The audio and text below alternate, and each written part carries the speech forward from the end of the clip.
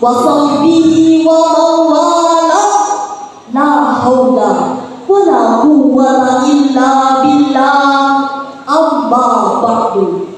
Bapak Ibu yang kami hormati serta teman-teman yang kami cintai, Indonesia saat ini menempati posisi kedua ASEAN sebagai negara dengan optimisme tertinggi sebesar 78% dalam menerapkan industri 4.0.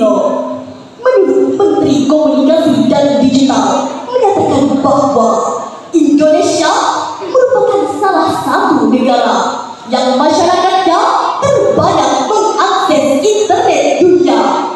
Berdasarkan hasil survei Asosiasi Penyelenggara Jasa Internet Indonesia, pada tahun 2025 jumlah pengguna internet di Indonesia mencapai sekitar 229 juta jiwa atau 80,66% dari jumlah total penduduk di Indonesia. Angka ini hadirin meningkat sebesar 7,44 juta jiwa daripada tahun sebelumnya.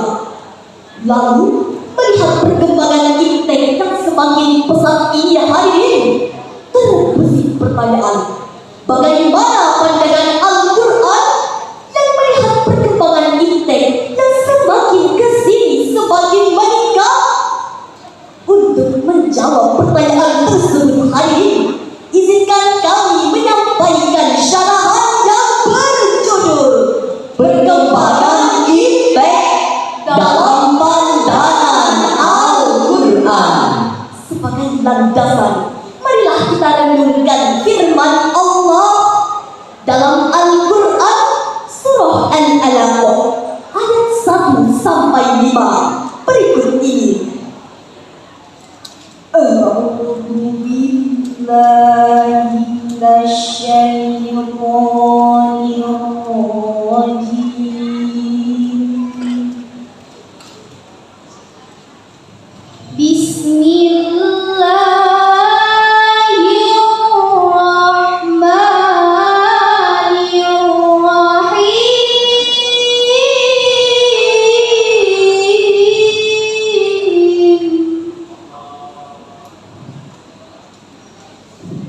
Iqra bismi rabbikal ladzi khalaq, khalaqal insana min 'alaq.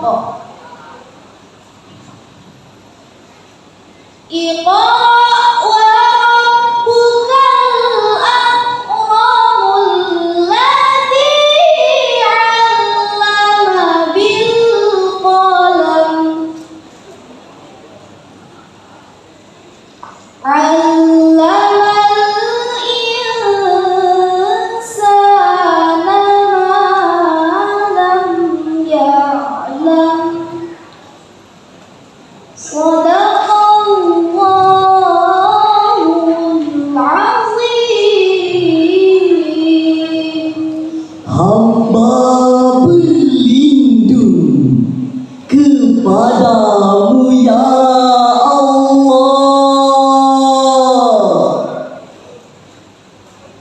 dari bisikan syaitan yang terkutuk,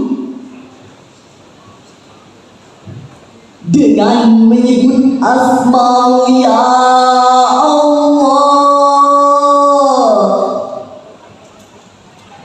yang maha pengasih lagi maha penyayang. Bacalah dengan menyebut nama Tuhanmu yang menciptakan. Dia menciptakan manusia dari segumpal darah. Bacalah, dan Tuhanmu lah yang maha mulia, yang mengajarkan manusia dari sebuah pena.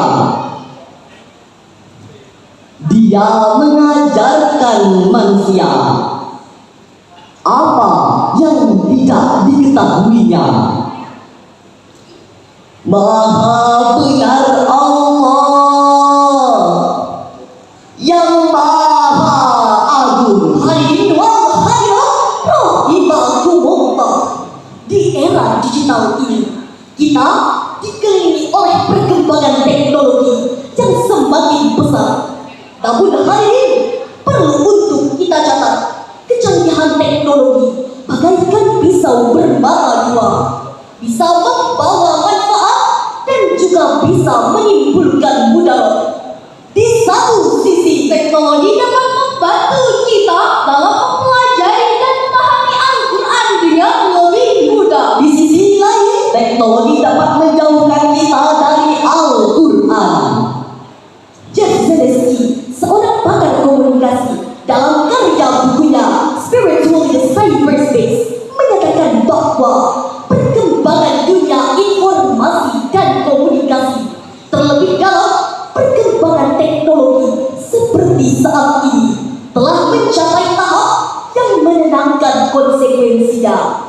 Satu sisi dapat melahirkan nilai-nilai positif dan mampu mengangkat taraf hidup manusia. Namun di sisi lain, jika tidak dibingkai dengan nilai-nilai agama, hanya akan menimbulkan keresahan, Kerugian, bahkan kehancuran. Hadirin, kekhawatiran Zelensky tersebut kini kian terbukti. Kita perhatikan budaya barat atau peradaban jahiliyah kini kian merajalela melalui media dan elektronika. Sebagai contoh, tayangan-tayangan kekerasan dan sadis semakin merajalela. Tontonan-tontonan badis mitologis semakin berbudaya. Bahkan hiburan-hiburan erotis seksual liberalis semakin makmur di mana-mana, membaur bahkan menjamur di tengah-tengah masyarakat. Dan yang lebih parahnya, ayat Al-Quran dipermainkan, bahkan agama diperdagangkan. Na'udzubillahi min dzalik. Namun hadirin, di balik perkembangan iptek yang sering dianggap sebagai membawa tantangan, jangkanya dapat mendorong Islam ke dalam perkembangan. Lihat saja ini, Al-Quran tidak lagi hanya hadir dalam bentuk mushaf cetak, tetapi juga dapat diakses dengan mudah melalui Al-Quran digital yang dilengkapi dengan terjemahan, tafsir, hingga murotal dalam satu genggaman. Dengan YouTube, media sosial, podcast, dan berbagai platform digital lainnya, syiar Islam dapat menjangkau jutaan manusia hanya dalam hitungan detik. Berbagai inovasi berbasis syariah seperti fintech syariah, aplikasi zakat dan wakaf digital, hingga platform pendidikan Islam online yang dapat mempermudah kita dalam belajar agama. Betul hadirin? Pasti betul. Hadirin wal hadirat rahimakumullah. Dari uraian di atas dapat disimpulkan bahwa pada dasarnya Islam sangat mendukung perkembangan iptek, malah sangat menjunjung tinggi ilmu pengetahuan asal tidak disalahgunakan. Tidak ada pertentangan antara ilmu pengetahuan teknologi dengan agama. Ibadah akan menjadi sempurna dan benar kalau ilmu pengetahuan digunakan. Namun hadirin, harus dibarengi dengan IT, yakni iman dan takwa, sebagaimana yang dikatakan oleh ulama tersohor Buya Hamka, Iman tanpa ilmu bagai lentera di tangan bayi. Namun ilmu tanpa iman bagai lentera di tangan pencuri.